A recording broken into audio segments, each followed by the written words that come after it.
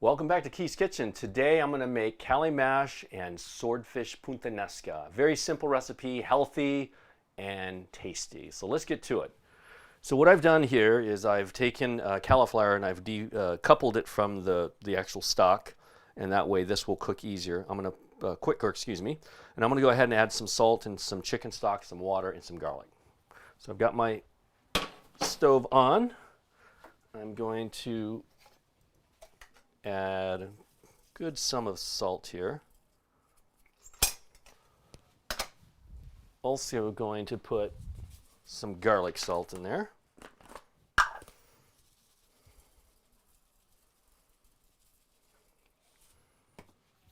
And what you want to do is just fill it just slightly above the level of the cauliflower. So I don't have to use all the stock. I can put some water and a combination of stock. We're really just using this to, break it down, and then we will put it in a puree, or actually a Cuisinart puree, and we will puree that down. All right, so I'm going to let that come to a boil, and I will also real quickly put a garlic bulb in there. So if you want to come this way, I'm going to take basically the crush it and throw it in there. I'll put one more, and that's going to add additional flavor to our Cali mash. So I'm going to let that come to a boil. It'll probably boil for maybe 8 minutes, and then I'll mash it down a little bit. And then I will remove it and we'll put it in a pureer and make it really fine. And that'll be the base for our swordfish. Okay, so we're going to go ahead and make the Puttanesca sauce. It's very easy to make. So I've got a little mortar here, and I'm going to grab a garlic clove here, crush that.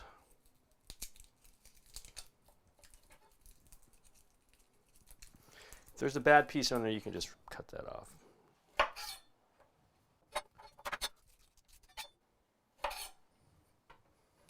What I like to do sometimes is just chop this up to kind of give it a head start. I'm going to go ahead and put that in the mortar.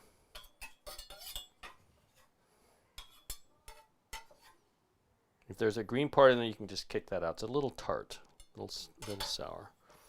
Now I'm going to put some salt in there. This is actually finishing salt, but I like it because it's granular and thick, and it's not too salty. So I'm going to put probably a teaspoon of salt in there. And now I'm going to basically just crush this into a paste in this mortar. And this will set the foundation of the sauce with the garlic and salt. And then we're going to add some olive oil in there. There we go. A little bit more.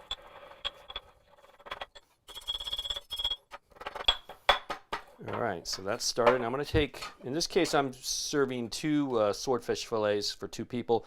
I have 5 anchovies, and I'm going to chop those up. And I'm going to add that into the mortar. The anchovies are that secret ingredient that really provides that depth, that body, that earthiness to this dish, coupled with a lot of tartness and sweetness. It's a very good blend of salty, savory, and tart. So I'm going to crush that down. And these anchovies, when I heat them up in the pan, they will actually dissolve. They will not be in its thick form as it stands right now.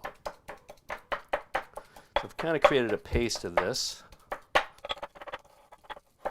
Now I'm going to add some olive oil in there. I'm going to eyeball this, but I would say that's about a 1/4 cup, or maybe about a 1/2 cup. I'm really just multiplying this together to get a nice sauce. Okay, so that's that. Now what I'm going to do is I'm going to put the olives in there. These are Kalamatas. You can use green olives. You can use a combination of both. And I'm also going to put some cherry tomatoes in there as well. So I'm going to go ahead and transfer all of this in a bowl.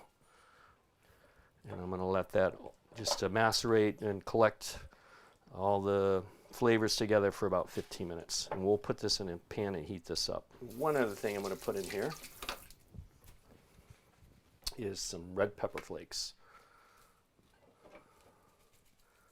That's perfect. Now we'll add a little heat to this. We are back, and the cauliflower, I broke this down with a little masher. It's essentially fork tender. So I'm going to transfer this into a food processor. We're going to puree this and make it really silky and smooth. I will keep a little bit of this sauce. If it gets a little too thick, I can add a little bit more of the broth in here. So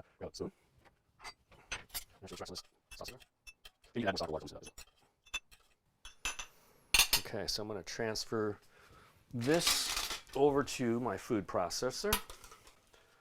I'm going to go ahead and dump that in there. So what I'm going to do is add some butter, some Parmesan cheese, and a little bit of heavy cream, and a decent amount of white pepper.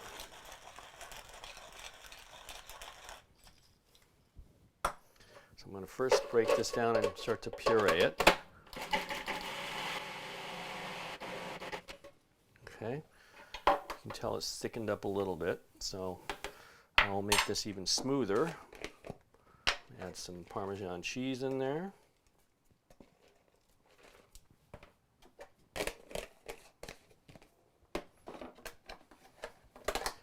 I'll probably put about 2 tablespoons of butter. You just treat these just like mashed potatoes, essentially. And I'll put a little bit of heavy cream in there. I'll be about a tablespoon and about a tablespoon.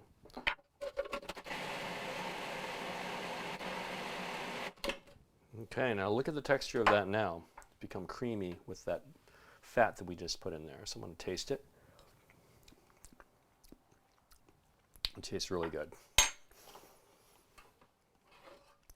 So I'm going to let that set, and we're going to get to the swordfish Puttanesca. So we have these about an inch thickness swordfish. It's known as a steak of the sea. And I'm going to go ahead and put a basil leaf. Actually, I'll probably put a little olive oil in it. Pass that around and put a basil leaf in the middle. I season it with some kosher salt.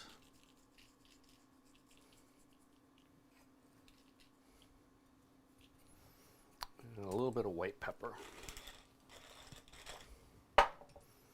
Flip that over. Here. Salt. And we're going to put that in a medium-high heat. And I'm using, you can use cast iron pan, or in this particular case, I have a carbon steel pan. A little bit more olive oil in there. Let's roll that around.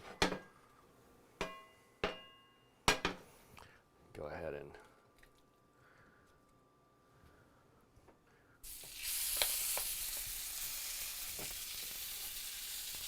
put the swordfish steaks down.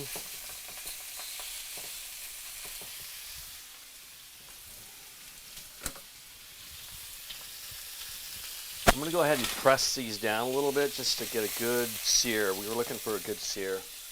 Need to probably put the pan on a little. And I'm going to cook these for about 4 minutes aside. And then I'll take them off and let them rest, and they'll continue to cook a little bit more. So while that's cooking, I have this pan on a little low. I'm going to go ahead and put the Puttanesca sauce and get that warmed up, and we're going to pour that on top of the swordfish. It'll be delicious. So I have the Puttanesca sauce. Go ahead and put that in the pan. The swordfish steaks have been cooking for about, say about 4 minutes, and I'm going to go ahead and flip them.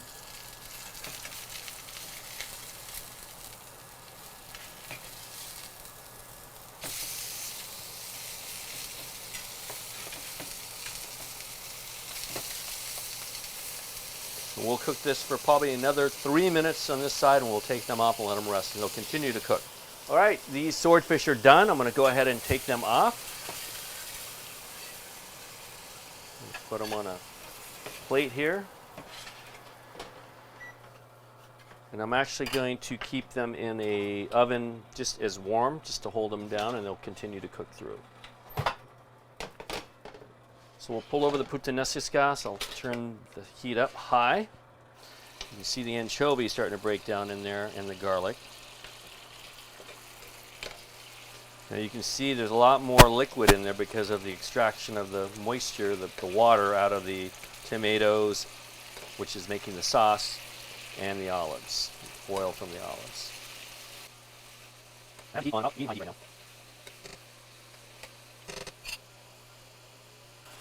So what we're going to do now is I'm going to go ahead and turn the heat off. I'm going to add the capers. It's about 2 tablespoons of capers. I like capers. I'm going to tear up some fresh basil in there. I'm not chiffonading. That's an old school technique, and it's still relevant today, but I like a little bit more rustic approach, and simply just get basil and just rip it up. And that, my friends, is a delicious sauce that's going to be poured over our swordfish on top of that Cali mash with the cream, butter, and Parmesan cheese. Here we are. We have the finished product, so I'm going to go ahead and mount this with some Cali mash on the bottom.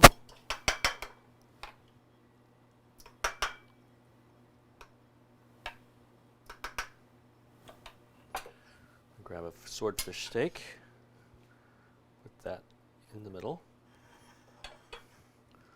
and the Puttanesca sauce on top.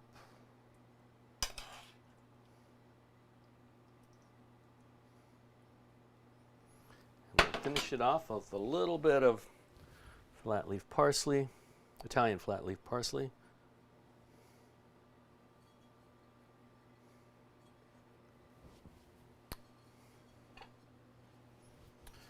And there you go. Swordfish Puttanesca with Cali mash.